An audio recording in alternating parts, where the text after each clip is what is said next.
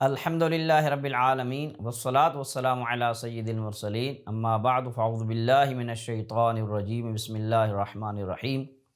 عزیز طلبہ، کنز المدارس کی lecture series کے ساتھ الحمدللہ دروس البلاغہ کے تیسرے لیکچر کے ساتھ حاضر خدمت ہیں۔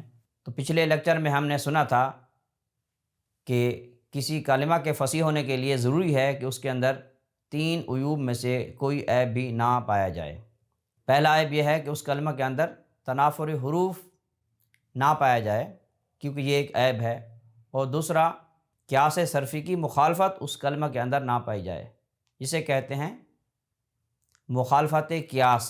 یاد رہے کہ یہاں قیاس سے مراد وہ قیاس فقہی یا قیاس شرعی مراد نہیں جو ہم اصول فقہ کی کتابوں میں پڑھتے ہیں، بلکہ یہاں قیاس سے مراد ہے صرف کا قانون، قیاس صرفی، یعنی صرف کے قانون کے مطابق وہ کلمہ ہو تو فصیح ہے، اور اگر اس کے اندر صرف کے قاعدہ اور قانون اور قیاس کی خلاف ورزی اور مخالفت پائی جائے گی تو وہ کلمہ غیر فصیح ہو جائے گا۔ آئیے سبق کی طرف بڑھتے ہیں۔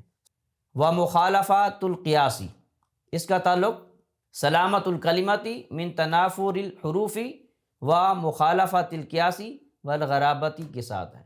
یعنی کسی کلمہ کا فصیح ہونا یہ ہے کہ وہ کلمہ پاک ہو اس عیب سے، اس عیب سے اور اس عیب سے۔ تو تنافر حروف کے بارے میں ہم بیان کر چکے ہیں۔ اب دوسرا عیب جو ہے وہ ہے مخالفت قیاس، یعنی صرف کے قاعدے کی خلاف ورزی۔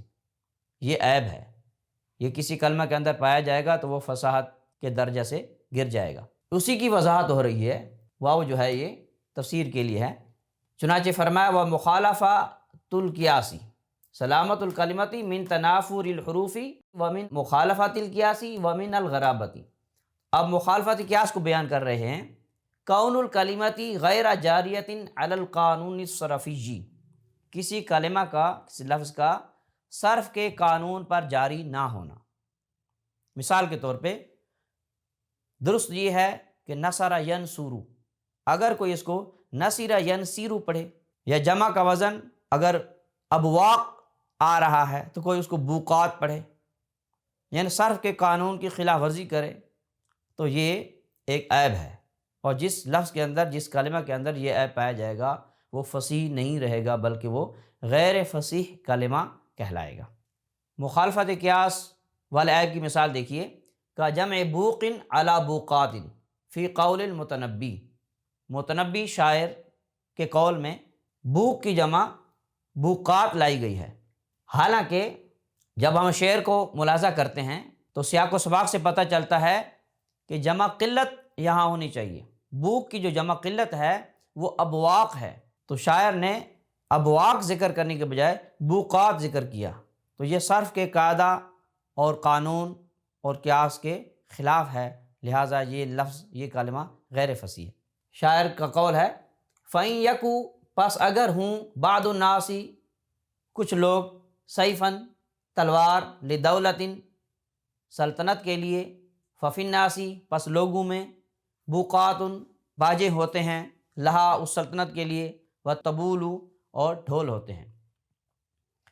شاعر یہ کہنا چاہتا ہے کہ اگر کوئی شخصیت ایسی ہے جو اپنی سلطنت کے لیے، اپنی مملکت کے لیے، اپنی دولت کے لیے، دولت کا مطلب ہے ملک، سلطنت، تو اپنے ملک کے لیے، اپنی سلطنت کے لیے اگر کوئی فرد، اگر کوئی شخصیت تلوار کی بمنزلہ ہو جائے، یعنی اس کا محافظ بن جائے، اپنے ملک کا حکمران، اپنے ملک کا محافظ بن جائے، تو باقی جتنے لوگ ہیں وہ اس کے تابع ہو جاتے ہیں۔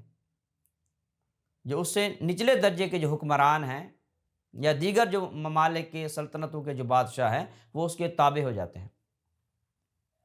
دمشق کے حکمران کی مدح میں متنبی نے یہ شعر کہا کہ اگر کوئی شخص ایسا ہو جو اپنی سلطنت کے لیے تلوار بن جائے، سیف الدولہ جیسے لقب دیا جاتا تھا بعض بادشاہوں کو، سیف الدولہ کا لقب، سیف الدولہ کے لقب سے ملقب کیا جاتا تھا، تو جس کو سیف الدولہ کے لقب سے ملقب کیا گیا، اس حکمران کی مدح میں متنبی نے کہا کہ اگر کوئی شخص ایسا ہو، کوئی ہستی، کوئی شخصیت، کوئی پرسنالٹی ایسی ہو جو اپنی دولت کے لیے، اپنی حکومت، سلطنت، اپنے ملک کے لیے وہ محافظ بن جائے، وہ بہادر ہو اور اپنے ملک کا محافظ ہو، جس طرح تلوار محافظ ہوتی ہے، تو تلوار کی طرح ہو، محافظ ہو اپنی سلطنت کا، تو پھر جو باقی بادشاہ ہیں یا باقی حکمران ہیں وہ سب اس کی پیروی کرتے ہیں اور اس کے تابع ہو جاتے ہیں۔ شعر کا مطلب یہ ہے کہ کچھ لوگ ہوتے ہیں جو سلطنت کی حفاظت کے لیے لشکروں کو جمع کرتے ہیں اور خود جو ہے وہ ایک تلوار کی حیثیت سے کھڑے ہو جاتے ہیں اپنی سلطنت کی حفاظت کے لیے، اور کچھ لوگ وہ ہوتے ہیں جو اپنی حفاظت کے لیے لشکروں کو جمع کرتے ہیں، اپنے ارد گرد لشکر جمع کرتے ہیں تاکہ لشکر ان کی حفاظت کریں۔ تو شاعر کہنا یہ چاہتا ہے کہ اے بادشاہ، آپ اور باقی بادشاہ جو ہیں وہ برابر نہیں ہیں۔ کچھ بادشاہ ایسے ہیں جو خود اپنی حفاظت کے محتاج ہیں اور اپنی حفاظت کے لیے لشکروں کو جمع کرتے ہیں اپنے ارد گرد تاکہ اپنی حفاظت کرا سکیں، اور آپ کی بات اور ہے کہ آپ سیف الدولہ ہیں، آپ سلطنت کے لیے محافظ ہیں۔ تو بوقات اس بگل یا باجے کو کہتے ہیں جو جنگ کے وقت بجائے جاتے تھے، اور طبول سے مراد ہے ڈھول۔ تو شاعر کہنا یہ چاہتا ہے فا پس ان اگر یکو ہو بعض الناس، کوئی شخص اگر ہو سیف لدولت اپنی حکومت کے لیے، ملک کے لیے، سلطنت کے لیے وہ سیف الدولہ ہو، تلوار ہو، تو پھر ہوتا یہ نتیجہ یہ نکلتا ہے ففی الناس، تو پس لوگوں میں بوقات و طبول لہا یعنی لتلک الدولتی، تو پھر اس سلطنت کے لیے لوگوں میں کچھ لوگ ایسے ہوتے ہیں جو طبول کے قائم مقام ہوتے ہیں اور بوقات کے قائم مقام ہوتے ہیں، یہ ڈھول اور باجے کا مقام اور مرتبہ رکھتے ہیں۔ یعنی کچھ بادشاہ ایسے ہوتے ہیں جو سلطنت کے لیے تلوار کا مقام و مرتبہ رکھتے ہیں، تلوار کی حیثیت رکھتے ہیں، اور کچھ بادشاہ ایسے ہوتے ہیں جو ڈھول اور باجے کی حیثیت رکھتے ہیں۔ تو شاعر کہنا یہ چاہتا ہے کہ اے سیف الدولہ، اے بادشاہ، اے حکمران، آپ کی بات اور ہے، آپ کی شان اور ہے، اور باقی جو حکمران ہیں یا بادشاہ ہیں ان کی بات اور ہے۔ اب آتے ہیں ہم محل استشہاد کی طرف۔ وہ کلمہ جس کے اوپر گفتگو کرنا چاہتے ہیں وہ کلمہ کیا ہے؟ وہ کلمہ ہے لفظ بوقات۔ یہ جو بوقات کا جو کلمہ ہے یہ یہاں غیر فصیح ہے۔ کیوں؟ اس لیے کہ بعض الناس کا لفظ اس بات پہ دلالت کر رہا ہے کہ یہاں جمع قلت کا بیان ہو رہا ہے، جمع کثرت کا بیان نہیں ہو رہا، جمع قلت کا بیان ہو رہا ہے۔ فَإِنْ بعض الناس، کچھ لوگ، تو بوق کی جمع جو ہے وہ بوقات لانا یہ درست نہیں ہے۔ اگر بوق کی جمع ابواق لائی جاتی تو بوق کی جمع جو ابواق ہے یہ درست ہوتا۔ تو یہ کس کی مثال ہے؟ یہ قیاس صرفی کی مخالفت کی مثال ہے۔ تو یہ جو لفظ ہے، یہ جو کلمہ ہے بوقات، یہ غیر فصیح ہے کیونکہ اس کے اندر 3 عیوب میں سے ایک عیب پایا جاتا ہے۔ کون سا عیب؟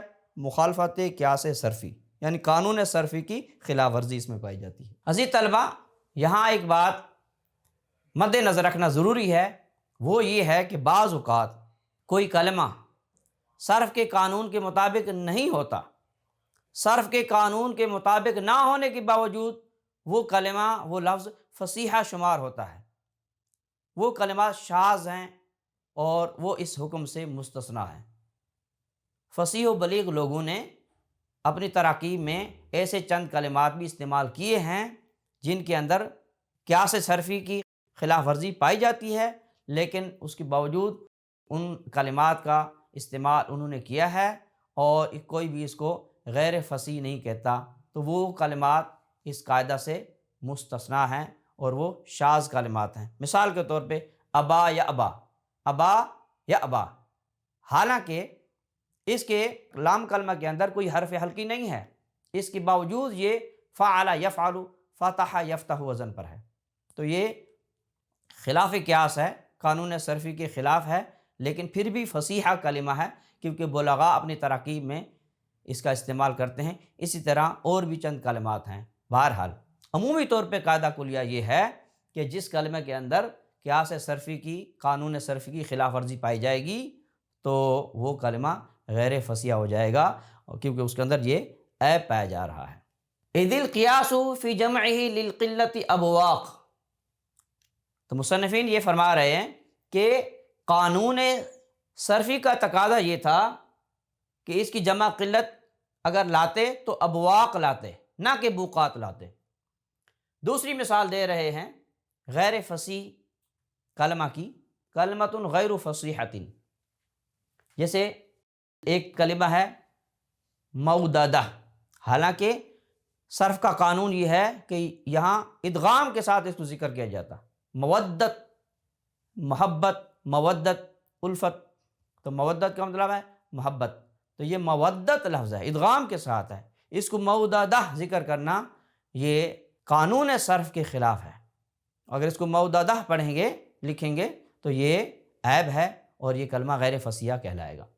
جیسا کہ متنبی کا شعر ہے، ان بنیجا، بے شک میرے بیٹے، یہ اضافت کی وجہ سے اس کو بنیجا ہم پڑھ رہے ہیں، ان بنیجا، بے شک میرے بیٹے، لام تاکید کا ہے، للیامن، ضرور وہ گھٹیا ہیں، زہداتن، یعنی وہ لاپرواہ ہیں، بیکار ہیں، نکمے ہیں، نالائق ہیں، کسی کام کے نہیں ہیں، زہداتن یعنی میری کوئی پرواہ کرنے والے نہیں ہیں، ما نافیہ ہے، ما لی فی صدورہم من موددۃ، نہیں ہے ان کے سینوں میں، ان کے دلوں میں میرے لیے کوئی مودت یا محبت، یعنی یہ یوں ہے، ان بنی للیام زہدہ، زہدہ، ما لی فی صدورہم من موددہ۔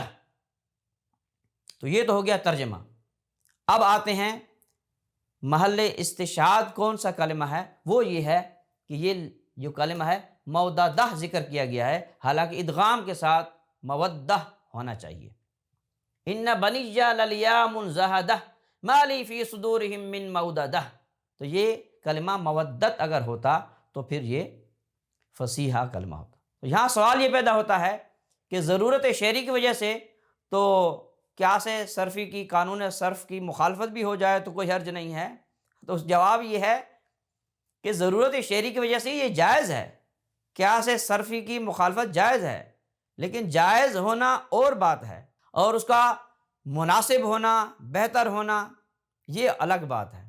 ضرورت شعری کی وجہ سے صرف کے قانون کی خلاف ورزی کبھی کبھار اگر ہو جائے تو ضرورت شعری کی وجہ سے جائز تو ہے، لیکن بہتر کیا ہے، انسب کیا ہے، درست کیا ہے، بہتر کیا ہے، وہ ایک الگ بات ہے۔